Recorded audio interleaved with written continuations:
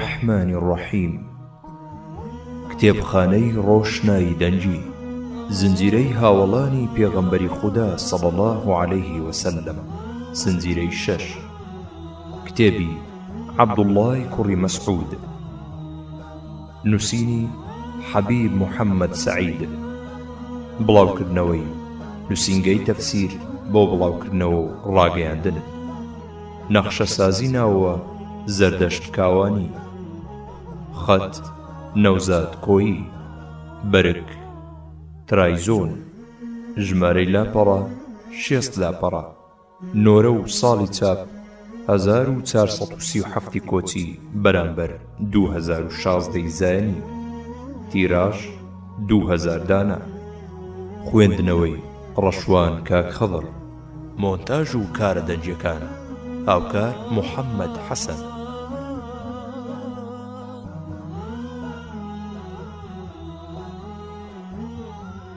بسم الله الرحمن الرحیم ئازیزەکانم ئەی هاوڵە شیرنەکانی پێغەمبەری خودا صلى الله عليه وسلم لاپەڕە 5 چاک لامڕوونە تەنها مسڵمانەکان بەدڵ و بەجیان ئێوەی بەڕێزیان خۆش دەوێت چونکە ڕەفتاری شیرن و کاری مەردانەتان شارەزان بەڵام نەفام و هەرزە و خۆپەرست خەڵەتا و مێشک بەنجکرا و بەکرێگیراوی بێگانە و کافر هەروەک شەمشەمە کوێرە توانای بینینی خۆریان نییە ئەوانیش دڵیان تاقەت ناگرێ ژیانی ئێوەی قارەمان پێشکەش بە مسڵمانەکان بکرێت چونکە ئەزانن ئیتر نیازی گەڵاویان نایەتە دی ئەم تەڕاکە بە کۆتا هات پێشکەش لاپەڕە 6 پێشکەش بێت بە هەڵگرانی قورئان بە شوێن کەوتوانی قورئان بەوانەی ژیانیان تەرخان ئەکەن بۆ ڕێبازی قورئان تا مرۆڤایەتی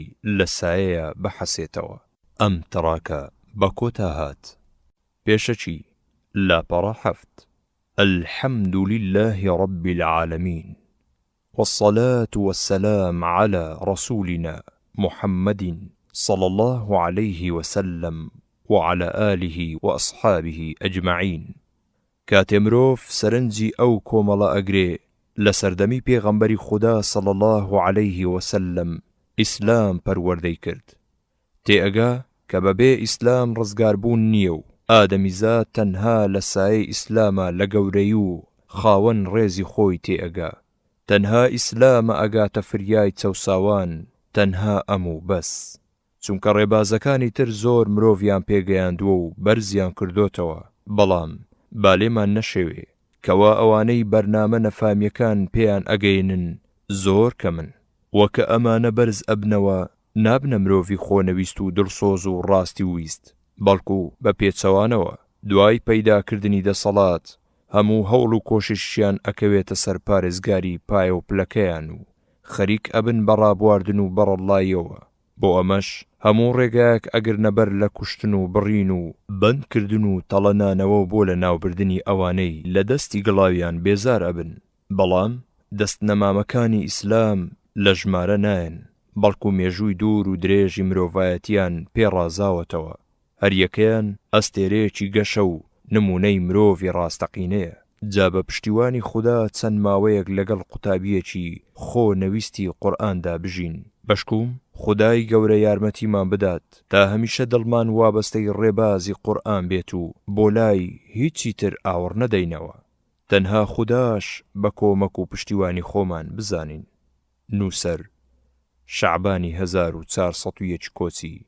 حوزەیرانی 1981 زایانی ئەم تەڕاکە بە کۆتا هات سپاردە لاپەڕە 9 کاتێکە خوا پێغەمبەری خۆشەویستی صلى الله عليه وسلم هەڵبژارد بۆ ڕزگارکردنی مرۆڤایەتی لە جەور و ستەمی ڕژێمە شەیطانیەکان عەبدوڵڵای کوڕی مەسعود هێشتا مناڵ بوو مەڕی بۆ یەکێ لە سەردارە بەناوبانگەکانی قوڕەیش ئەلەوەڕان و کە ناوی عوقبەی کوڕی ئەبوو موعەیط بوو ئەو کوڕە هەرچەندە هەواڵی دینی تازە و پێغەمبەری ئەبیست بەڵام ماوەیەک گوێی نەدایە لەلایەکەوە لەبەر ئەوەی کە مناڵ بوو لەلایەکی ترەوە زۆر کەم تێکەڵی کۆمەڵی مەکە ئەبوو چونکە لەگەڵ بەرەبەیانە بەخۆی و مەڕەکانی عوقبەوە لە ماڵەوە دەرئەچوو لەگەڵ تاریکایی شەودا دەگەڕایەوە ناو شار بەم شێوەیە لەو ماوەیەدا ئەو دوور بوو لە زۆرانبازی نێوان قوڕەیش و کۆمەڵە کەمە بێدەسەڵاتەکەی قورئان کە بەو پەڕی کۆڵنەدانەوە سنجیان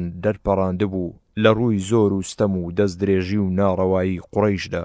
بەڵام هەرچۆنێ بێت بەر لەوەی مسڵمانەکان ماڵی ئەرقەم بکەن بە بنکە بۆ کۆبوونەوە و گەیشتنە خزمەتی پێغەمبەری خودا صلی الله عليه وسلم بۆ پەروەردەکردنیان بە پەروەردەی ئیسلامی، عەبدوڵڵاه مسڵمان بوو کە شەشەم کەس بوو کەوتە شوێن بانگی ئیسلام. جا با بزانین هۆی مسڵمان بوونی چی بوو. لاپەڕەدە عەبدوڵڵاه خوای لێ ڕازی بێت خۆی ئەجێڕێتەوە ئەڵێ مناڵێکی پێگەیشتوو بووم لە مەککەدا مەڕم ئەلەوڕاند بۆ عوقبەی کوڕی ئەبوو موعەیط. جارێکیان پێغەمبەر صلی الله عليه وسلم لەگەڵ ئەبوو بەکر خوای لێ ڕازی بێت هاتنە لام فەرمویان ڕۆڵە شیرت لا نییە بماندەیتێ بیخۆینەوە؟ وتم پێسپێراوم ناتوانم شیرتان بۆ بدۆشم. جا پێغەمبەری خودا صلی الله عليه وسلم فەرمووی ئایا شەکێکت بەلاوە نییە کە تا ئێستا بەرانی نەگرت بێ؟ وتم بەڵێ. چون بۆم هێنا و ئەبوو بەکر گرتی و پێغەمبەری خوداش صلی الله عليه وسلم دەستی بە گوانی هێنا و لەخوا پاڕایەوە. گوانەکە شیری تێهات و پڕ بوو لە شیر. ئەبوو بەکریش بەردێکی چاڵی هێنا و شیری تێدۆشی و هەردووچیان لێیان خواردەوە. پاشان بەشی منیشیان دا. پاشان بە گوانەکەی فەرموو بێرەوە یەک. ئەویش هاتەوە یەک وەک خۆی لێ هاتەوە. عەبدوڵڵاڵێ دوای ئەوە هاتمە خزمەتی پێغەمبەری خودا صلی الله عليه وسلم وتم لەم وتە جوانم فێر بکە. فەرمووی تۆ ئێستا مناڵی دوایی فێر ئەبیت. دەستیشی بەسەرما هێنای فەرمووی خودا خێر و فەڕ بڕژێنێ بەسەرتا. ئەم ڕووداوە کارێکی گەورەی کردە سەر عەبدوڵڵای کوڕی مەسعود تا لە قوڵایی دڵیا جێگیر ببێ و کە ئەمە یارمەتی خوا بوو بۆ پێغەمبەر صلی الله عليه وسلم. ڕاستە نێردراوی خوایە بۆ دەرهێنانی مرۆڤایەتی لە تاریکایی و ڕێبازی شەیطان بۆ ڕۆشنایی و ڕێبازی خودا. هەروەها ئەم ڕووداوە پاڵی بە عەبدوڵڵاوەنا تا لە قوڵایی دڵیا پێغەمبەر صلی الله عليه وسلم و هاوڵەکەی خۆش بوێت.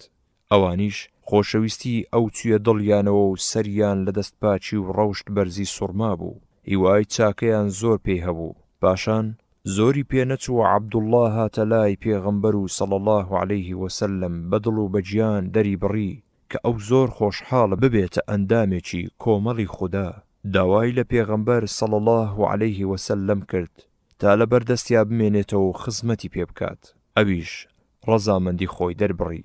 ئیتر لەو ڕۆژەوە خودای گەورە دەرگای ڕۆشنایی لە عەبدوڵڵاه خستە سەرپشت و بەختەوەری هەردوو جیهانی پێبەخشی. لە بەخێوکردنی مەڕی عوقبە وازی هێنا و هاتە خزمەتی خۆشەویستی خودا صلی الله عليه وسلم. ئەم تەڕاکە بە کۆتا هات لە پەنای کەعبەدا. لاپەڕە 12 بەڵێ عەبدوڵڵاه بەخشی پەروەردگاری بەسەر ڕژا و هاتە ڕێزی مسڵمانە پێشینەکانەوە. جا خودای لێ ڕازی بێت خاوەنی ئارام و بەرگەگرتنێکی بێ ئەندازە بوو بەرامبەر بە جەور و ستەمی قوڕەیش. بەو پەڕی چالاکیەوە دژی قوڕەیشی ستەمکار و خوانەناس ئەوەستا.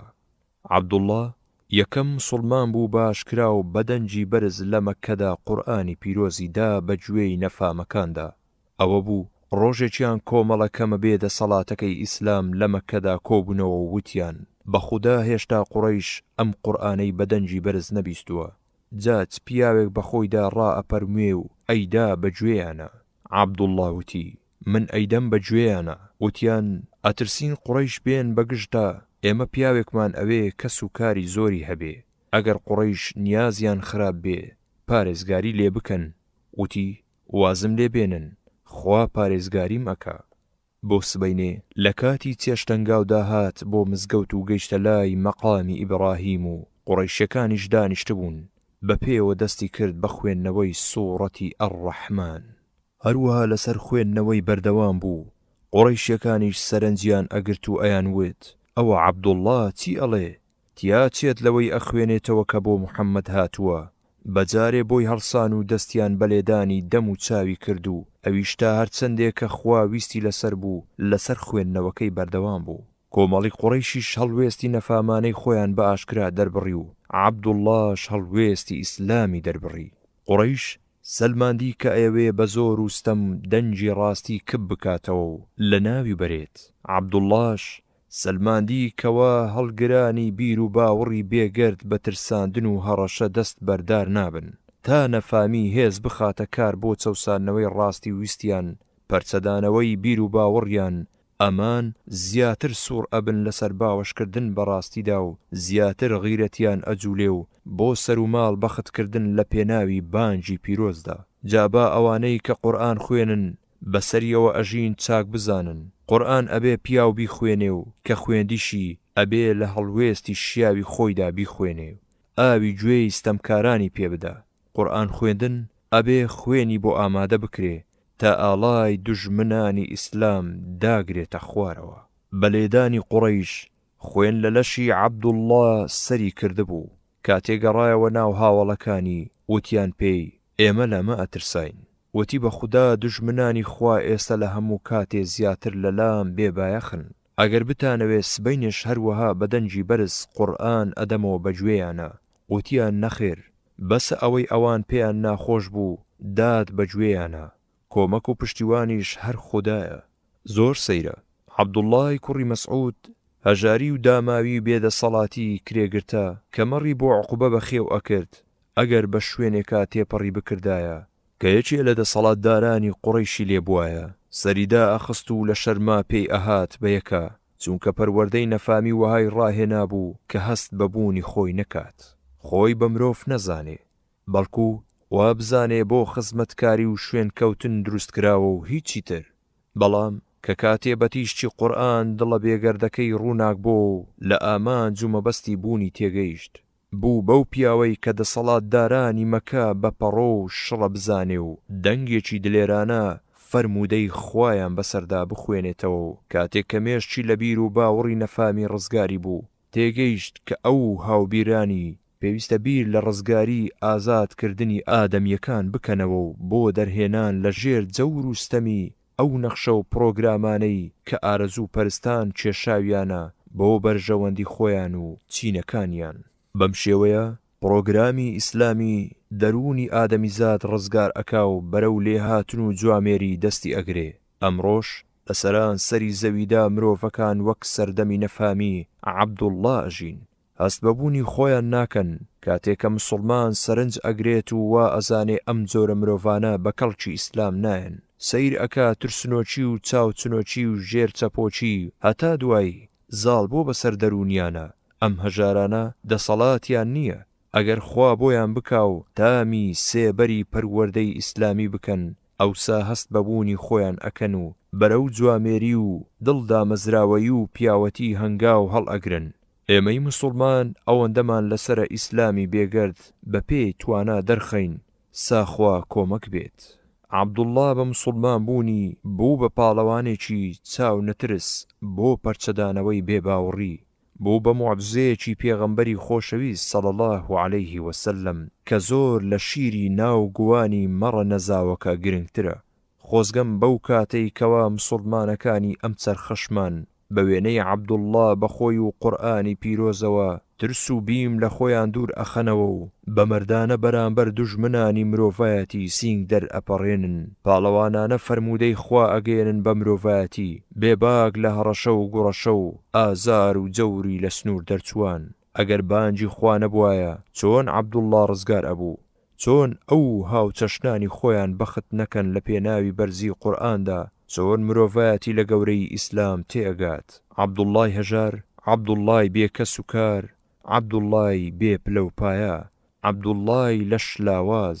ڕۆشنایی ئیسلام بووە خێر ڕژا بەسەریە هەرچەندە لە پێناویە تاڵی و سوێری چەشت بەڵام لەگەڵ ئەوەشە بە مەردانە شانیدایە ژێر ئازار و ستەم و بەو پەڕی شانازیەوە خۆی ئامادەی چەشنی سزا ئەکرد لە پێناوی قورئاندا. ئەمەیە ڕێبازی پیاوان، ئەوانەی ئەیانەوێ غیرەت بخەنە کار و مەردایەتی خۆیان بسەلمێنن، ئەیانەوێ مافی خۆشیان و مرۆڤایەتیش بەدەست بێنن، ئەیانەوێ بگەنە فریای خۆشیان و مرۆڤایەتیش بۆ ڕزگاربوون لە ئاگری گڕ بە گڕی جەهەنەم. بابێن سەیرێکی عەبدوڵڵای پاڵەوان کەن، پیاو هەتا خۆی نەخاتە ئەولاوە خۆی نەکاتە قوربانی بیر و باوەڕ، نەخۆی نەمرۆڤایەتیش سەربەرز نابێت. بۆیە ئەم ڕێگایە عەبدوڵڵا تاکە ڕێگایە بۆ ڕەزامەندی پەروەردیگار. بەڵام ئەوانەی بە گۆشەگیری مزگەوت ڕازی ئەبن و خەمێکی چاکردنی کۆمەڵ و لابردنی نەخۆشیە نەفامەکان ناخۆن، ئەوانە نەکەڵک لە ئیسلام وەرئەگرن، نە ئیسلامیش کەڵکیان لێ وەرئەگرێت. لەو کاتە بەدواوە عەبدوڵڵاش کەوتە ژێر شاڵاوی ئازار و لێدانی قوڕەیشەوە، بە تایبەتی ئەبوو جەهلی فەرمان ڕەوای مەککە کە لەگەڵ موسڵمانە بێدەسەڵاتەکانی تردا ئازاری ئەدان. عەبدوڵڵاش وەک برا موسڵمانەکانی تر دانی گرت بە خۆیە کۆڵی نەدا هەرچەندە و ئازار و سزایە لە وزەی لاشەی کەم هێزی ئەودا نەبوو. جا کاتێ پێغەمبەری خودا صلی الله عەلەیه وسلم ڕێگایدا بە موسڵمانەکان تا کۆچ بکەن بۆ حەبەشە، بۆ وڵاتی پاشای دادپەروەر نەجاشی. عەبدوڵڵاش یەکێ بوو لەو کۆچکەرانە، هەرچەندە ئەم گەشتەیان پڕ مەترسی بوو. جا هەرچەندە موسڵمانەکان لە حەبەشە بێخەم و سەربەست بوون، بەڵام خۆشەویستی پێغەمبەری خودا صلی الله عەلەیه وسلم هەندێکیانی هەڵپێچا و گەڕانەوە بۆ مەکە. بۆ سایەی حکومەتی جاهیلی تا ئەوە بوو قوڕەیش دەستیدایە ئازار و لێدانیان لە جاری پێشوو خراپتر، تا خودای گەورە دەروی لێکردنەوە و دانیشتوانی مەدینە موسڵمان بوون. موسڵمانەکان بە فەرمانی پێغەمبەری پێشەوە صلی الله عەلەیه وسلم کۆچیان کرد بۆ مەدینە. لەوێ پێغەمبەری خودا صلی الله عەلەیه وسلم عەبدوڵڵای کوڕی مەسعود و موعاذی کوڕی جەبەلی کردنە برا. ئەم تەڕاکە بە کۆتا هات. سەرنجامی نەفامان. لاپەڕا 18 عەبدوڵڵا لە هەموو جەنگە ئیسلامیەکاندا بەشداری کرد بۆ پەرچەدانەوەی لەشکری خوانەناسی پتەوکردنی پایەی ئیسلام بە تایبەتی لە ڕۆژی بەدردا. گەڕا تا لاشەی ئەبوو جەهل بدۆزێتەوە.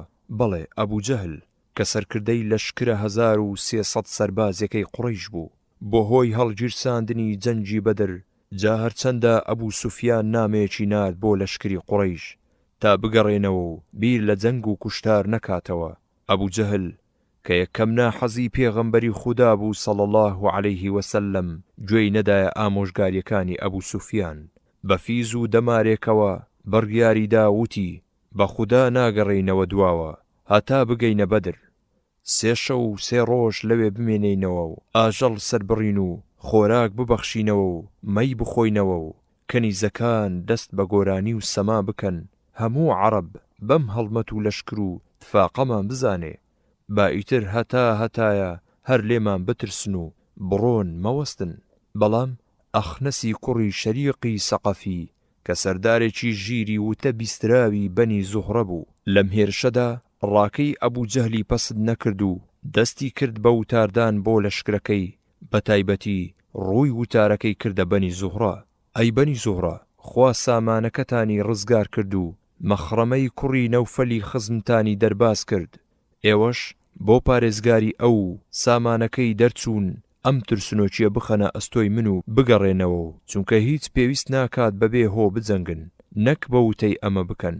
واتە ئەبوو جەهل بەمە هەموو پیاوەکانی بەنی زوهرە بە گوێی ئەخنەسیان کرد و تاقە پیاوێکیشیان بەشداری نەکرد لە جەنگی بەدردا کە نزیکەی 300 پیاو ئەبوون. هەرچۆن بوو ئەبوو جەهل پاشماوەی لەشکرەکەی بەرەو بەدردا پاڵپێوەنا، کاتێک گەیشتنە دۆڵی بەدر و کردیانە سەربازگەی خۆیان و عومەیری کوڕی وەهەبیان نارد تا هەواڵی لەشکری مسڵمانەکان بزانێ. عومەیر هەواڵەکەی بۆ هێنانەوە دیسان هەندێک لە پیاوە ژیرەکانی مەکە دژی ڕاکەی ئەبوو جەهل وەستان و کە ناودارەکەیان عوتبەی کوڕی ڕەبیعە بوو. تێبینی لە ساڵی ڕزگارکردنی مەکەدا مسڵمان بوو، بەشداری جەنگی حونەینی لەگەڵ پێغەمبەردا صلی الله عەلەیه وسلم کرد. ئەمە لە نامیلکەی عومەیری کوڕی وەهەبدا بە درێژی باس کراوە.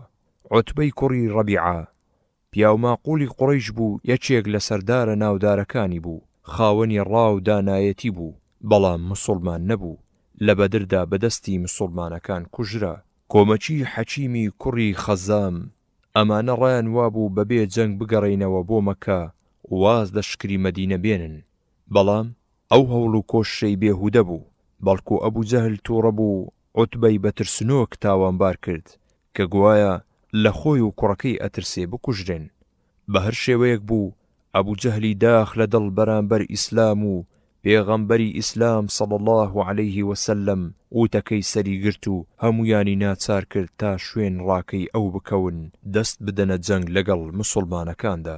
ئەبوو جەهلی دڵڕەش کە خاوەنی ئەو بڕیارەی دار و نەدووە بوو بۆ کوشتنی پێغەمبەری خودا صلی الله عليه وسلم، بەرلەوەی مەککە بەجێبێڵێ لە هەموو کەسێ زیاتر پێی ناخۆش بوو پێغەمبەری خودا صلی الله عليه وسلم لە دەستیان بەبێوەی دەرچوو بوو.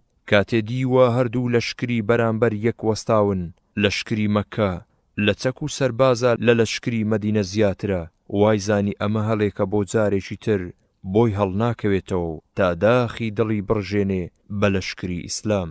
جا بۆ ئەوەی ناڕەزایی تر دروست نەبێت بە ئاواتی خۆی بگاو بە تێکشکانی مسڵمانەکان، خێرا پیاوێکی داخ لە دڵی بان کرد و کە ئەویش عامیری کوڕی خەضڕەمی بوو. تێبینی حەکیمی کوڕی خەزام برازای خەدیجەی داچی مسڵمانەکانە، لە مەککە لە کەعبەدا لەدایک بووە و بەشداری جەنجی ئەلفوجاری کردووە. هاوڵی پێغەمبەری خوا بووە صلی الله عليه وسلم. لە ساڵی ڕزگارکردنی مەککەدا مسڵمان بووە، ئەڵێن 120 ساڵ ژیاوە. لە ساڵی 60 یاخود 54 کۆچیدا کۆچی دوایی کردووە. عامیری کوڕی خەضڕەمی کە برایەکی لەوە پێش لە مانجی ڕەجەبی ساڵی دووەمی کۆچیدا بەدەستی مسڵمانەکانی سیریەی عەبدوڵڵای کوڕی جەحش کوژرا بوو. داوای لێکرد تا لەشکری قوڕەیش هەڵنێ لەسەر هەڵگیرساندنی جەنگ. لێرەدا ماوە نییە بە درێژی باسی هەڵوێستی مسڵمانەکان بکەین، خوا کۆمەک بێت هەڵی ئەگرین بۆ شوێنی خۆی. هەرچۆن بوو جەنگ گەرم بوو، بە فەرمانی پێغەمبەری خودا صلی الله عليه وسلم مسڵمانەکان لە شوێنی خۆیان دانیان گرت بە خۆیانە وە کافران بەهێرش هێنان بۆ سەر ئەمان هەموو هێز و تینێکیان نەما تووشی زیانێکی زۆر بوون. دوای ماندووبوونی بتپەرستەکان فەرماندرا بەسەر سەربازە کۆڵنەدەرەکانی ئیسلامە تا ئەمان هێرشێکی مەردانە بەرنە سەر دوژمنان، تا بە یارمەتی خوا کافران سەریان لێ شێوا و وەک دیواری لە قوڕ دروست کراوی ڕزی و شەپۆڵە ئاوی بەهێز دایگرت بێتەوە و تێکشکان، تا بە کوژراوی و تا بە زامداری و تا بە دیلگیراوی تا بە هەڵاتن کۆتاییان هێنا بە جەنگ و ملیان شۆڕ کرد. نەک تەنها ملی خۆیان بەڵکو ملی هەموو هێزی نەفامی و دژ بەهێزی خواناسی، تا بانجی پیرۆزی پەروەردگار دڵە پاکەکان پڕ بکە لە خۆشی و بەختیاری و سەرکەوتنی ڕێبازی کەڵک بەخش.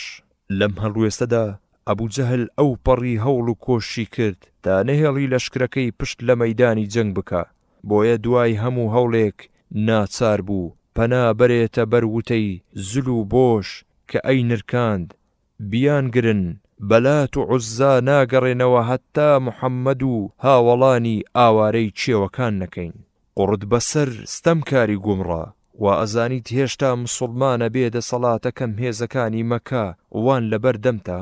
ئەوە ئەو ڕۆژە نما بانجی ئیسلام کۆرپە بێت و ئەندامەکانی کەم و کەم هێز بن، بانجی ڕزگاری بۆ خەڵکی ساغ بۆ ڕوون بۆوە، درۆ و فیشاڵی ئێوە مانانی دەست بڕیش دەرکەوت. تازە ئەو ڕۆژە نما ئیماندارەکان بچەوسێننەوە و بانجی ئیسلامی قۆناغی تازەی وەرگرتووە. ئیتر ئەمڕۆ بەدواوە ئەبێ تاڵاو و سوێراوی مەرجی بیر و باوڕە گەنیوەکانتان بچێژن. ئیسلام بەرنامەی خودایە، شوێن کەوتوانیشی بێباکن لە کاتی ناسکدا دان ئەگرن بە خۆیانە تا ماوەی تاقیکردنەوەیان تەواو بکەن. ئەوسا کە خوددا دەستی دان بە هەموو هێزێکیان ئەکشێنن بە تەوقی سەری نەفامیدا تا لە خراپەکاری و خوێن مژی ئادەمیەکان دەستی کۆتا بکەن. سەرکردەی بێباوەڕی جەنجی سەر و ماڵی بیر و باوەڕی ئەکرد. ئەو پەڕی ئازایەتی و پاڵەوانێتی نوان تا ئاڵای شەیطان نەکەوێتە زەوی. لە کاتی تێکشکاویشدا هێشتا هەڵمەتی ئەبرد و بێباکانە بەرگری لە هێزی خوانەناسی ئەکرد. کۆمەڵێکیش لە پیاوە دڵسۆزەکانی کە یەکێکیان عەکریمەی کوڕی بوو دەوریان دابوو بەڕمەکانیان پەرژینیان کردبوو تا دەستی پاڵەوانەکانی ئیسلامی نەگاتێ بیکوژن. هەرکە مسڵمانێ هەڵمەتی بردایە بۆ ملپەڕاندنی سەرکردەی خوانەناسی، پیاوە دڵسۆزەکانی ئەیانجێڕایە دوایەوە. بەڵام بێباچی و کۆڵنەدانی مسڵمانەکان لەکوێ و هی کۆمەڵی شەیطانەکان لەکوێ. هەر ئەبێ پەرژینی ڕمەکانی ستەم و ناڕەوایی بشکێنن. بەڵێ هەڵمەتی مسڵمانەکان هیچ ڕەشەبایەکی بەهێزی نەئەگەیشتێ. مسڵمانەکان ڕۆژیانە تا ژاراوی نەفامی بێننەوە بەلای کەلاوەی سەرۆکی دەوڵەتی خوێنمژاندا، هەرچەندە دەوری سەخت و مەحکەم بێت، هەر ئەبێت خۆیان بگەینە ئەبوو جەهل.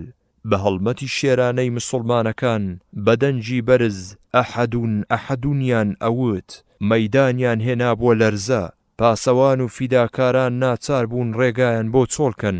بەم شێوەیە شمشێری هەڵگرانی بیر و باوەڕی ڕزگاری خواز گەیشتە گەردنی سەرۆکی بتپەرستی و لە دوای جەنجێکی سەر و ماڵی کەوتە زەوی لە ناو خوێنەکەیدا ئەگەوزایەوە. یەکەم مسڵمانێ کە هەڵی دەست کەوت و خۆی گەیاندە ئەبوو جەهل معاذی کوڕی عەمری ئەنساری بوو کە خۆی ئەجێڕێتەوە ئەڵێ بە گوێی کۆمەڵی دەور و پشتی ئەبوو جەهلەوە بووم کە وەک درەختی پڕ دەوریاندا بوو ئەیان وت ئەبوو الحەکەم دەستی کەسی ناگاتێ.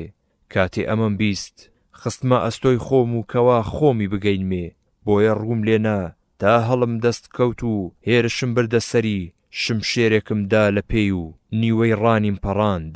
بەخوا کاتێ پەڕی لە هیچی نەئەکرد جگە لە ناوکە خورما، کاتێ لە ژێر دەستکە دۆڵدا دەرئەپەڕێ.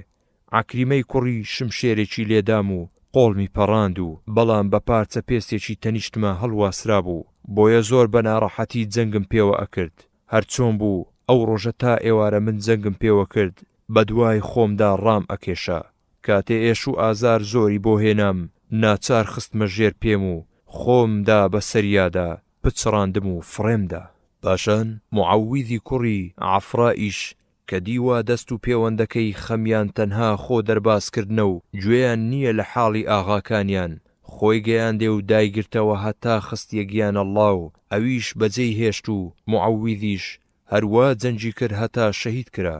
پاشان عەبدوڵڵای کوڕی مەسعود بەلای ئەبوو جەهلا تێپەڕی. دوای ئەوەی کە پێغەمبەری خودا صلی الله عەلەیه وسلم فەرمانی دا تا چارەنووسی هەڵگی سێنەری جەنگ بزانن لە ناو کوژراوەکانە بۆی بگەڕێن. لە کاتێکە عەبدوڵڵا وەک خەڵکی تر بەناو کوژراوەکانە ئەگەڕا، سەیر ئەکاوە ئەبوو جەهل لەسرە مەرگایە، لێی نزیک کەوتەوە و پێی خستە سەر ملی تا سەری لە لاشەی جیا بکاتەوە. پێیوت ئایا خوا سەرشۆڕی کردی ئەی دوژمنی خودا؟ ئەبوو جەهل وتی جا بۆچی سەرشۆڕی کردم؟ جالەوە چاکتر هەیە کەسێ خزمەکانی بیکوژنەوە؟ هەواڵم بدەرێ سەرنجام بۆ چێیە؟ عەبدوڵڵا وتی بۆ خودا و پێغەمبەرەکەی صلی الله عەلەیه وسلم و مسڵمانەکانە.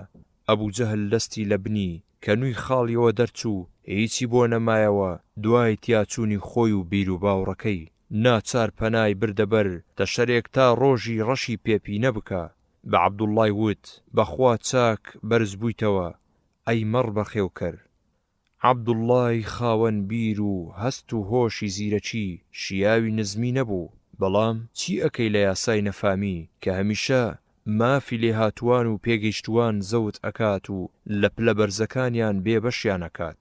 عەبدوڵڵا ئەڵێ وتم من ئەتکوژم.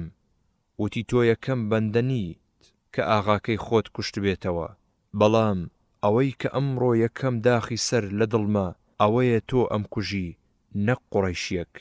عەبدوڵڵا ئەڵێ پاشان سەریم لە لاشەی جیا کردەوە و هێنامە خزمەتی پێغەمبەری خودا صلی الله عەلەیه وسلم. وتم ئەی پێغەمبەری خودا صلی الله عەلەیه وسلم، ئەمە سەری ئەبوو جەهلی دوژمنی خودایە. ئەڵێ پێغەمبەری خودا صلی الله عەلەیه وسلم فەرمووی بەو خودایی کە جگە لە خۆی خودایەکی تر نییە. بەڕاستە؟ ئەڵێ ئەمە سوێندی پێغەمبەری خودا بوو صلی الله عەلەیه وسلم. وتم بەڵێ بەو خودایی کە جگە لە خۆی خودایەکی تر نییە. پاشان سەرەکەیم فڕێدایە بەردەستی پێغەمبەری خودا صلی الله عەلەیه وسلم. پێغەمبەریش صلی الله عەلەیه وسلم بەسە سەریەوە وەستا فەرمووی سوپاس بۆ ئەو خودایی کە سەرشۆڕی کردی ئەی دوژمنی خودا، ئەمە فیرعەونی ئەم ئوممەتەیە. دوای ئەوەی پێغەمبەری خودا صلی الله عەلەیه وسلم شمشێرەکەی خۆی کردە خەڵاتم، لەم جەنگەدا زۆربەی ستەمکارەکانی قوڕەیش بەسەر شۆڕی و ڕەنجی بزرکاوەی و بە دۆزەخ گەیشتن.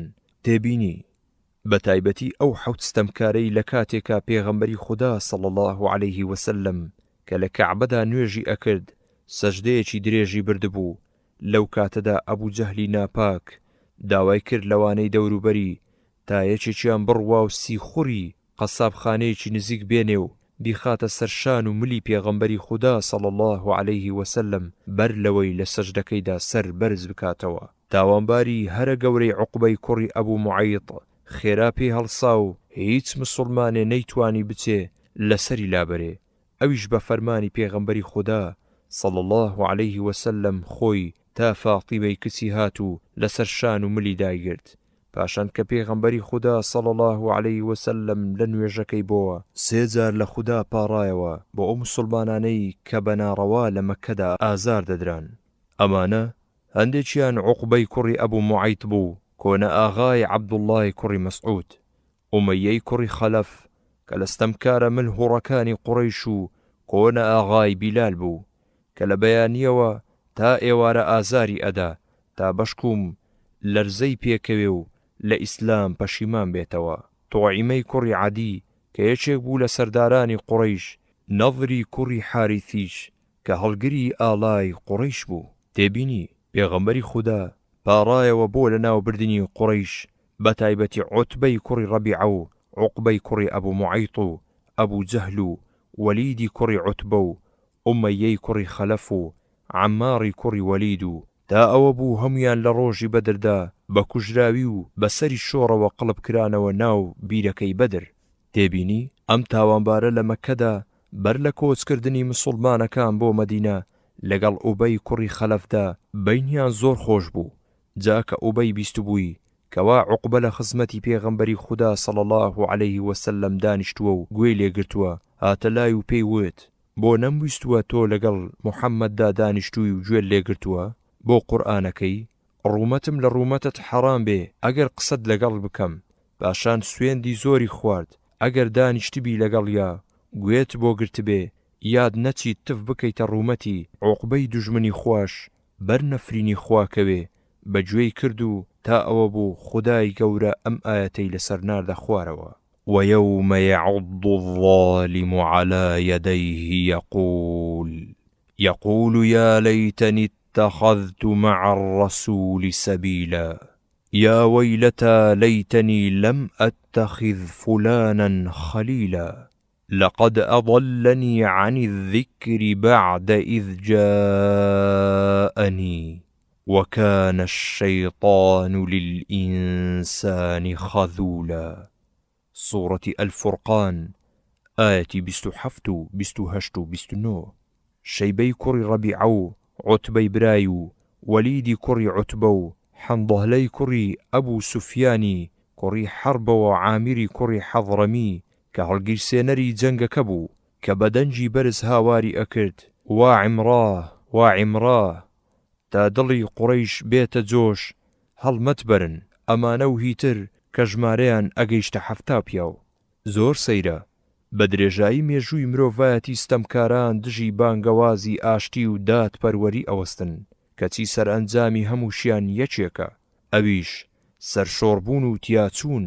ئەمانە لە کاتی دەسەڵاتیانە هەرچیان لەدەست بێ درێخی ناکەن، ئازار و ستەمی بێ ئەندازەی مسڵمانەکان ئەدەن، بەڵام خۆیان جێل ئەکەن و سەرنج نادەن تا سەرنجامی خۆیان بێنە بەرچاو کاتێ خوای گەورە دوای دەرچوونی مسڵمانەکان لە تاقیکردنەوەدا لا ئەکا بەلایەنەوە و هێزێکی ئەخاتە کار بۆ لە ناو بردنیان و ڕوو ڕەشکردنیان لە ناو گرۆی ئادەمیدا. ئەمە لە دڵدانەوەیە بۆ هەڵگرانی قورئان تا هەرگیز جەور و ستەمی خوانە ناسان کاریان تێنەکا و بەدڵ لایەن ڕوون بێ. هەر ساتێ خوا ویستی لەسەر بێ زۆر بە ئاسانی تۆڵە لە ستەمکاران ئەکاتەوە. ئەم تەڕاکە بە کۆتا هات. ڕەفتاری مسڵمانی هۆشیار. عەبدوڵڵا خێر و بێری ڕەژا بەسەریا و بوو بە قوتابی قورئان، بۆ هەڵگری زانیاری قورئان.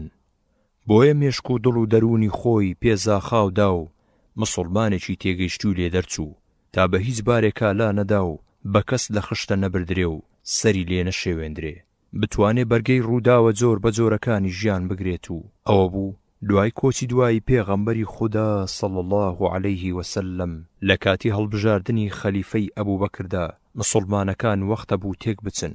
ئەمیش مەردانە ژیری و سەلیقەی و زانیاری خستە کار و داوای یەکێتی و برایەتی کرد لە مهاجیر و ئەنسارەکان تا بە هەمویانەوە پارێزگاری لە قەڵای ئیسلام بکەن. ئەو بینایی کە بەڕەنجی خوێناوی چەند ساڵەیان بنیاتیان ناوە بەدەستی خۆیان نەیڕوخێنن، بەڵکو زیاتر هەوڵ بدەن بۆ جیهادی کافران و قۆڵ هەڵماڵن و پشت بە خودا لە سایەی قورئانە دەست بکەنە ملی یەک و تا قەڵای ستەم و ستەمکاری جیهانی بڕوخێن و ئادەمیزاد لە سەرانسەری زەویدا ڕزگار بکەن. ئەوانیش خدا پاداشتیان بداتەوە بەپێ ئەم ئامۆژگاریە ڕەفتاریان کرد. خەلیفەکانی پێغەمبەری خدا صلی الله علیه وسلم خدا لەوانیش ڕازی بێت و زۆر ڕێزی عەبدوڵڵای کوڕی مەسعودیان ئەگرت. ئەوە بوو خەلیفە عومەر سەرۆکاری بەیت المالی کوفەی پێسپارد و جاکاتێ ناردی بۆ کوفە ئەمەی بۆ دانیشتوانی نووسی بەو خودایی کە جگە لەو خودایەکی تر نییە لەبەر ئێوە لە خۆمم کردووە هەتا ئەتوانن سوودی لێوەربگرن کاروباری دینی لێ فێر ببن.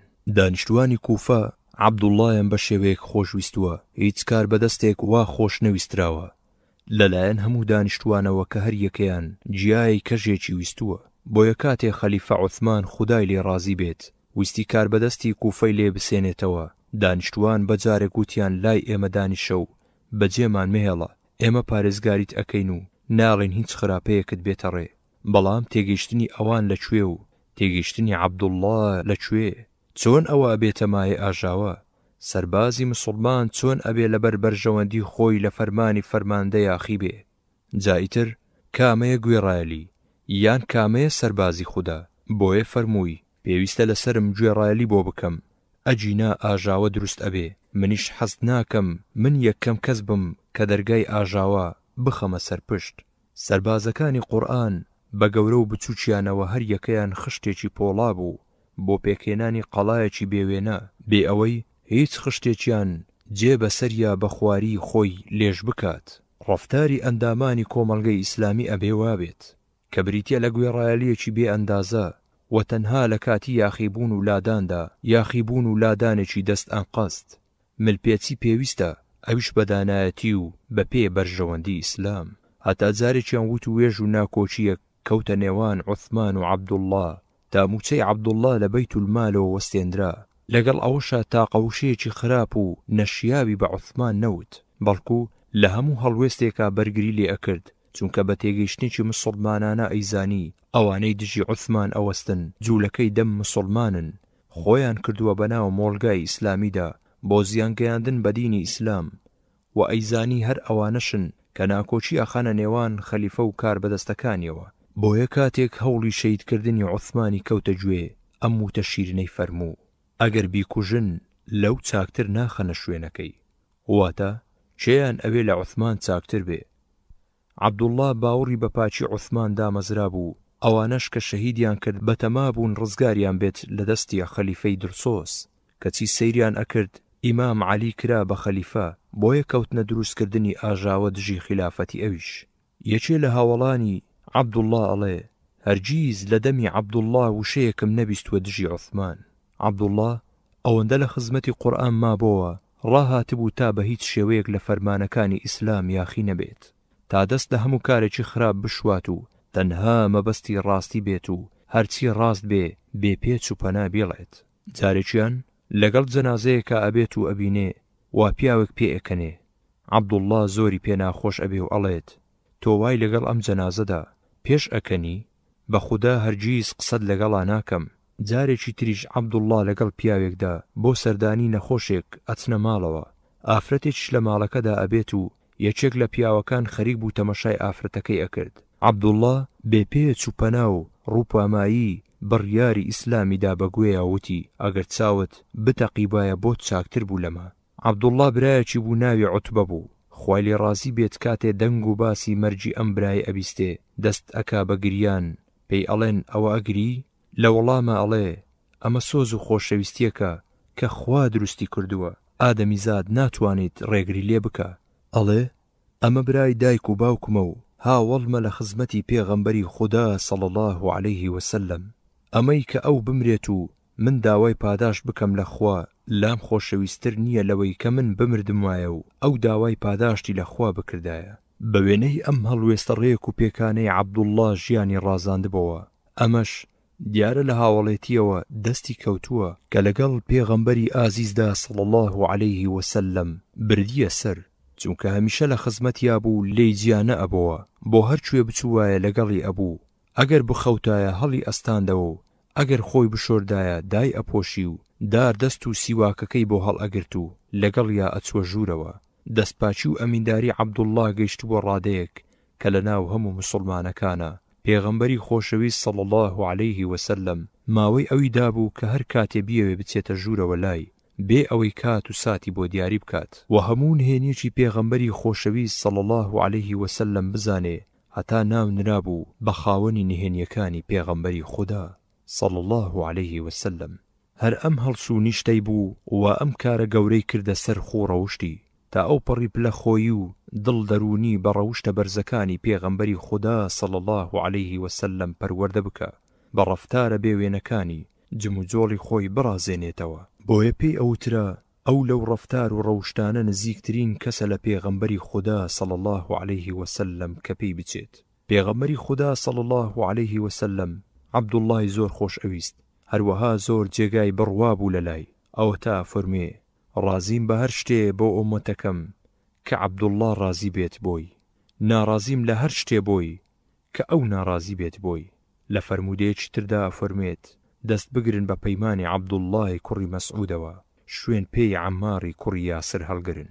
عەبدوڵڵا ئەوەندە بەسە کە پێغەمبەری خوددا صلی الله عليه وسلم بە موسڵمانەکان بفەرمێ قورئان لە 4 کەس وەرگرن، لە عەبدوڵڵای کوڕی مەسعود و معاذی کوڕی جەبەل و ئوبەی کوڕی کەعب و سالیم خزمەتکاری ئەبوو حوذەیفە، و بفەرمێ ئەگەر کەسێکم بەبێ ڕای مسڵمانەکان بکردایە بە ئەمیریان ئەوە عەبدوڵڵای کوڕی مەسعودم ئەکرد بە ئەمیریان.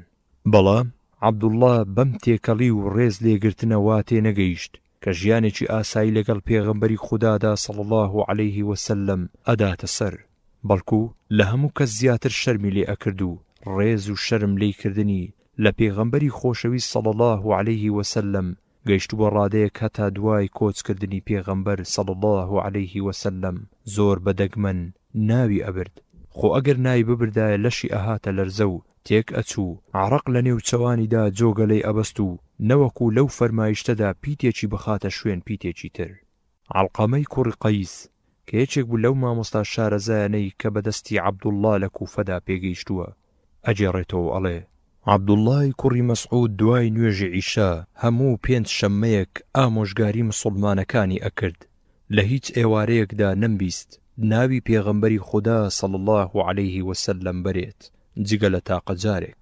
سەیرم کرد خۆی داوە بەسەر دارە دەستێکا و دارە دەستەکەش کەوتۆتە لەرزە و جم و جۆڵ. تا ئەم ڕادەیە عەبدوڵڵا ڕێزی پێغەمبەری لەلا بوو صلی الله عليه وسلم، چونکە ئەوەی ئەو بە پێغەمبەریەوە صلی الله عليه وسلم دیبووی لێوەی بیست بوو، وهای پەروەردە کردبوو کە هەتایە شەرمی لێ بکاو بە پێشەوایەکی گەورە و بەڕێزی خۆی بزانێ هەتا دوای مردنیشی. ئەم تەڕاکە بە کۆتا هات. ئامۆژگاری و پەروەردە لاپەڕە 49 لە پاڵ بەخشی خواناسی و زانیندا خودای گەورە دانایەتی و ژیری و ڕەوان بێژی بە عەبدوڵڵا بەخشی بوو، بۆیە کە سرنجی ئامۆژگاریەکانی ئەدەین هەست بە دوورە بینی و وردی ئەکەین. عەبدوڵڵا لە سایەی ئیسلامە بووە پیاوێکی نازدار، بووە هەڵگری بانگەوازی تازە، بەڵام بە هیچ شێوەیەک خۆشی و ڕابواردنی ئەم جیهانە کۆکردنەوەی سامان و دارایی نەئەهات بەبیریە، هەرچەندە دەسەڵات و پایە و پلەی دەوریدا بوو، هەر ئەو بەپێ پرۆگرامی ڕاست و ڕەوانی خوا نەخشەی ئەچێشا بۆ ژیانی مرۆڤ. پەروەردەی قورئانی خۆنەویستن و ئارەزوو پەرستنی لە دڵ و دەرونیا ڕیشە چێش کرده بوو، هیچ ئاوات و مەبەستێکی ئەم جیهانەی نەبوو جگە لە تەنها ئاواتێک کە ئەویش ئەمە بوو کە خۆی ئەجێڕێتەوە. لە غەزای تەبوکدا لەگەڵ لەشکری پێغەمبەری خوددا بووم صلی الله عليه وسلم، نیوەی شەو هەڵسام لەلایەکی ئۆردوگاکەوە چاوم کەت بە بڵێسەی ئاگرێک، سەیرم کرد پێغەمبەری خوددا صلی الله عليه وسلم و ئەبوو بەکر و عومەرن و عەبدوڵڵای کوڕی مەزنی کە بە ذوول جادەین ئەناسرا وا مردووە و ئەوانیش خەریکن قەبریان هەڵکەندووە بۆی پێغەمبەری خوددا صلی الله عليه وسلم خۆی دابەزیتە خوارەوەی ناو قەبرەکەوە و ئەبوو بەکر و عومەریش بۆی دائەهێڵنە خوارەوە و پێغەمبەری خوددا صلی الله عليه وسلم فەرمووی براکەتانم بۆ دابێننە خوارەوە. ئەوانیش دایانهێڵایە خوارەوە و جا کاتێ خستیە قەبرەکەوە فەرمووی خودایە من لێ ڕازیم، داواکارم تۆش لێ ڕازی بیت. جا خۆزگە خاوەنی ئەو قەبرە من بوومایە. عەبدوڵڵاه باسی خوامان بۆ ئەکات ئەڵێ پەروەردگارتان شەو و ڕۆژی بۆ نییە، ڕووناچی ئاسمانەکان و زەوی لە ڕووناچی ئەوەوەیە. بەو شێوەیە مسڵمانێکی بڕوا دامەزرا و هەڕەشە ئەکات لەوانەی کە نەخشە بۆ خوا ئەچێشن و بە نەخشەکانی ڕازی نین. بۆیە بەوانەی دەوروبەری ئەڵێ هەر یەکە لە ئێوە پشکۆیەک ئاگر بخاتە دەمیەوە چاکترە بۆی تا بەکارێک کە خوا بڕیاری لەسەردا بێ بڵێ کاشکی ئەمەیە وا نەبوایە، بریا ئەمە وا نەبوایە. و بە وێنەی مسڵمانێکی هۆشیار و تێگەیشت و لە مەبەستی ژیانی ئیسلامی ئەڵێ ڕقم لەو پیاوەیە بەبێ کار بسوڕێتەوە، ئەوەی کە نەخەریکی ئیش و کاری ئەم جیهانەیە و نەخەریکی ئیش و کاری ئەم جیهانە. ئەوە تا لەبارەی سنگ فراوانی مسڵمان و دڵ و شادیەوە ئەڵێ باشترین دەوڵەمەندی دەروونە و باشترین توێش و لە خوا ترسانە. خراپترین کوێری دڵە و گەورەترین گوناه درۆکردنە، و خراپترین کاسبی سوو خواردنە، و خراپترین خواردن ماڵی هەتیوە و هەر کەسێ لێبوور دەبێت خوش لێ ئەبورێت، هەر کەسێک چاوپۆشی بکات خوداش چاوپۆشی لێ ئەکات. مسڵمانی سەدەی یەکەم ئەوەندە بە تەنگ ئەم ژیانە پڕ و پوچەوە نەبوون، بەڵکو هەموو ئاوات و ئارەزوویەکیان ڕەزامەندی خوددا بوو. ئامانجیان لەم ژیانە تەنها ئەوە بوو توێشووی باش و پڕ بپێچنەوە بۆ ئەوەی لە ڕەزامەندی خوددا بێبەش نەبن، لە ئێش و ئازاری سزای سەختی دۆزەخ ڕزگاریان ببێت. پاشان ئەوەندە بەتەنگ وەرگرتنی کردەوەکانیان لەلایەن خواوە ئەڵێ ئەگەر بزانم خوددا یەک کردەوەی چاکم لێ وەرئەگرێ پێم خۆشترە لەوەی پڕی زەوی ئاڵتونم هەبێ. هەر بۆ ئەوەی خودای گەورە نەڕەنجێ و بەندایەتی مسڵمان وەرگرێ ئەم ئامۆژگاریە ئەکا و ئەڵێ بەو خودایی کە جگە لە خۆی خودایەکی تر نییە لەسەر زەویدا، شتێتر نییە زیاتر لە زمان پێویستی بە بەندکردن و بەستنەوە هەبێت. هەروەها ئەڵێ ئاگدارتان ئەکەم لە قسەکردنی زۆر، هەر یەکەتان ئەوەندەی قسەی بەسە کە پێویستی خۆی جێبەجێ بکە. جا بە شێوەی باوکێکی دڵسۆز سێ ئامۆژگاری کوڕەکەی ئەکا و ئەڵێ کوڕە شیرینەکەم، ئامۆژگاریت ئەکەم بەوەی کە شەرم و شۆ لە خوددا بکەیت، بە پێی بەڕەکەت پێڕابچێشیت و بۆ تاوان و هەڵەکانی شت بگریت. عەبدوڵڵای خواناس ڕۆژ بە ڕۆژ هەستی بە دەرکەوتنی شتی داهێنرا و بیدعا کرد کە بە هیچ شێوەیەک پەیوەندیان بە ئیسلامی پاڵفتەوە نەبوو. بۆیە بە وێنەی مسڵمانێکی دڵسۆز هەوڵی ئەدا تا فەرمودەی خوددا و پێغەمبەری خوددا صلی الله عليه وسلم لەناو کۆمەڵا بڵاو بێتەوە و داهێنراوەکان لەناو بەرێ کە وەک ئەڵێ لە ڕاستیدا شتی داهێنرا و زیاد کراو بۆ دین زۆر زیانی هەیە، بۆ ئیسلام بۆ مسڵمانانیش، چونکە شێوە شیرنە ڕاستەقینەکەی ئیسلام ئەکا بەژێرەوە و ماوەی مسڵمانانیش نامێنێ تا خەریکی فەرز و سونەت بێ. عەبدوڵڵاه زۆر چاک لە ژیان گەیشت بوو، ئەو ژیانەی کە بریتی بوو لە کردەوەی چاک نەک بەرژەوەندی تایبەتی. ئەوە تا بەو پەڕی پێخۆش بوونەوە پێشوازی لە دوو شتی لە خەڵک بێزراو ئەکات کە مردن و هەژاریە. بەڵێ مردن بۆ مسڵمانێک کە پەیوەندی بە پەروەردگارەوە نەپچڕابێ بریتیە لە ڕزگار بوون لە ژیانی پڕ لە تاڵەیی و سوێری، گەیشتن بە ژیانی پاچی و بێگەردی بەهەشت. پاشان سوێند ئەخوا بە خوددا کە باچی نییە بە دەوڵەمەندی یا بە هەژاری تاقی بکرێتەوە، چونکە ئەگەر دەوڵەمەندی پێ بدرێت ئەوە ماوەی بەکارهێنانی ڕەحم و بەزەیی دەست ئەکەوێ، و ئەگەر هەژاریش بێ ئەوە ماوەی ئارامدان بە خۆداگرتنی دەست ئەکەوێ، چونکە ژیان بریتیە لە پیاوەتی و جوامێری. پاشان خۆلەویستی لە پاڵ ڕاستی ویستیدا ئەگاتە ڕادەیەک کە بڵێ هیچ مسڵمانێک ناگاتە ڕاستێتی ئیمان هەتا نەگاتە چلە پۆپە، و ناگاتە چلە پۆپە تاوای لێ نەیەت کە هەژاری بەلاوە خۆشەویستتر بێ لە دەوڵەمەندی، و بێ پایی بەلاوە خۆشەویستتر بێ لە پایەداری، و ئەوەی کە بە چاکە ناوی ئەبا ئەوەش بە خراپە ناوی ئەبا بەلایەوە یەکسان بن. جا هاوڵەکانی ئەمەشی ئەکەنەوە و ئەڵێن کە هەژاری لەگەڵ حەڵالدا بەلاوە خۆشەویستتر بێ لە دەوڵەمەندی لەگەڵ حەرامدا، و بێ پایی لە گوێڕایەڵەی خوددادا بەلاوە خۆشەویستتر بێ لە پایەداری لەسەر پێچی خوددادا، و ئەوەی کە بە چاکە ناوی ئەبا ئەوەش بە خراپە ناوی ئەبا لە دەرخستنی ڕاستیدا بەلایەوە یەکسان بن. عەبدوڵڵاه بە پێی بیری تێگەیشتووی لە قورئاندا دای ئەنێ کە ژیان بریتیە لە مسلمان بوون و بەردەوام بوون لەسەر ئیسلام، کەواتە مردنیش بریتیە لە پێچەوانەی ئەمە. بۆیە ئەڵێ بەو خودایی کە جگە لە خۆی خودایەکی تر نییە، هیچ مسلمانێک تووشی زیان نابێت بەوەی لە دونیادا هەرچی بێتە ڕێ بەمەرجێ بەیانی و ئێوارانی بەسەردا بڕوا و ئەو لە ئیسلام دامەزراو بێت. پاشان ئامۆژگاریەکی جوانی خواناسان ئەکا، ئەو خواناسانەی کە ئامادەن ژیانیان تەرخان بکەن بۆ خوداپەرستی و گەیاندنی بەرنامەی خوددا بە مرۆڤایەتی. پێیان ڕاگەێنێ دڵی مسلمان هەمیشە لە یەک دەقانیە، جاری وا هەیە زۆر ئامادە و گوێڕایەلە و جاری واش هەیە زۆر سەرکەش و لالوو و تولارە. جا پێویستە مسلمانان ئەو کاتانەی کە دڵهۆشیارە بە هەڵیان بزانێ و لە چیسیان نەدا و بەخوا پەرستیەوە خەریک بێت. لەو کاتانەشدا کە دڵ بێزار و بێتاقەتە واز بێنێ چونکە کەڵک وەرناگرێ. جارێکیان کۆمەڵێک پیا و ماقۆڵی نامسڵمان دێنە لای عەبدوڵڵاه، ئەوانەی کە بە چاوەوە ئەبن سەریان لە مل ئەستوری و تەندروستیان سوڕ ئەمێنێ. عەبدوڵڵاش بە چاوەوە ئەبێت، لە دواییدا پێیان ئەڵێت ئەبینن کافر لاشەی ساغ و دڵی نەخۆشە، ئەشبینن ئیماندار لاشەی نەخۆش و دڵی ساغە.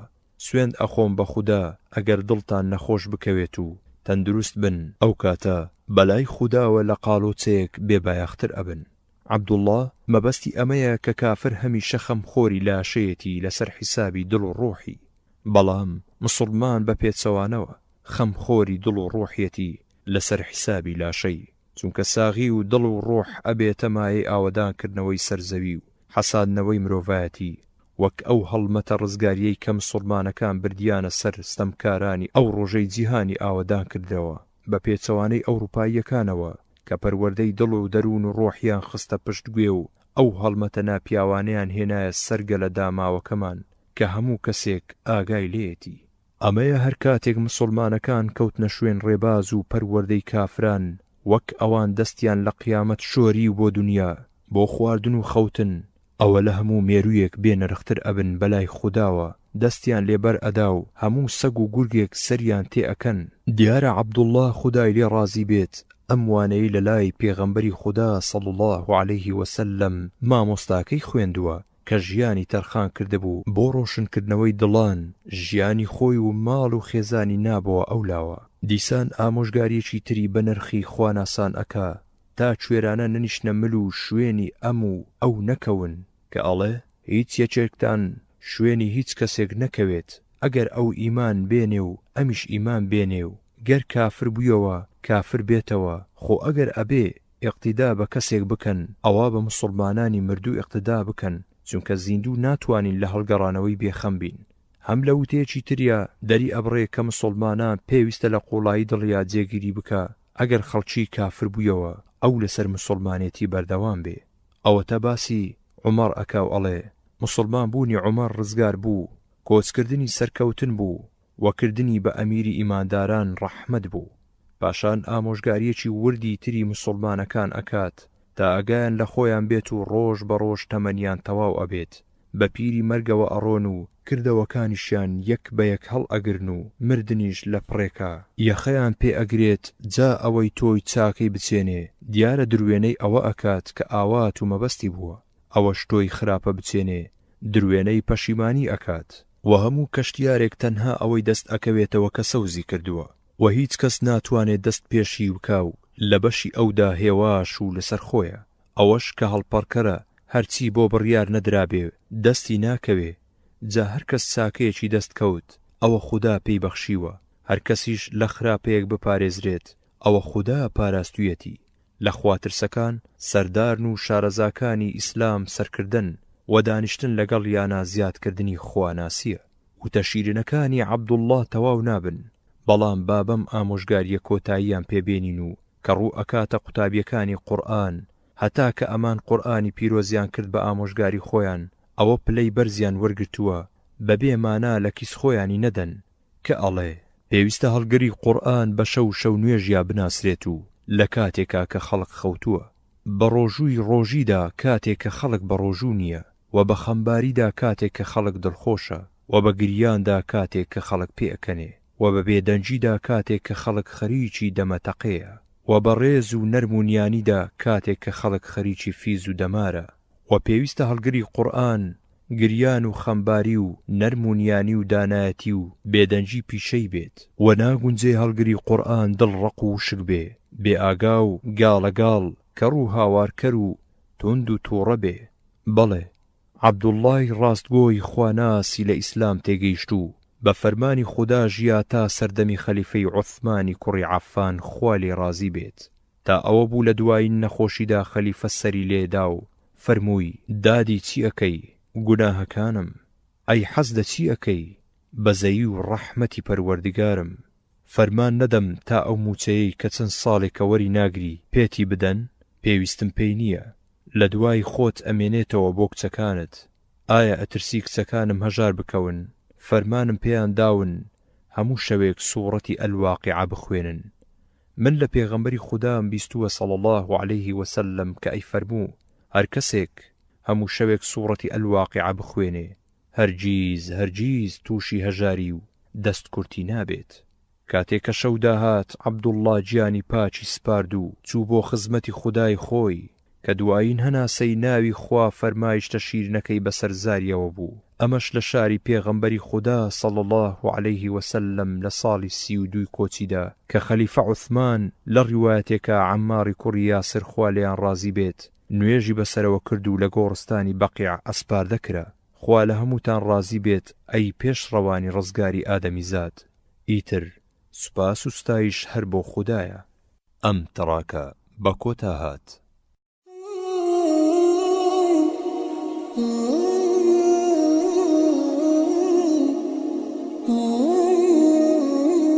کتێبخانەی ڕۆشنایی دەنجی یەکەمین کتێبخانەی دەنجی ئاینی بە زمانی شیرینی کوردی. کتێبخانەی دەنجی ئاینی بە زمانی شیرینی کوردی. کتێبخانەی ڕۆشنایی دەنجی تیشکێک بۆ مێژوو سەرنجێک بۆ ئەمڕۆ ژیریەک بۆ داهاتوو. کتێبخانەی ڕۆشنایی دەنجی ڕۆشناییەک لە پەڕاوە ڕاستیەکان بەرەو دڵە شەکەت و ماندووەکان. ڕۆشنایی دەنجی زەنجێک بۆ بێداری خۆراکێک بۆ مێشک. ڕۆشنایی دەنجی بۆ گەاندنی ڕەخنە و پێشنیارەکانتان بۆ دەستکەوتنی کتێبەکانی کتێبخانەی ڕۆشنایی دەنجی پەیوەندی بکەن بە ژمارە تەلەفۆنەکانی کۆڕک 075 442 0872 زین 072 442 0872 بەڕێوەبەری کتێبخانەی ڕۆشنایی دەنجی هاوکار محەممەد. ڕۆشنایی دەنجی 35 2017 بەرامبەر بە 4 ڕەمەضانی 1438 کۆچی.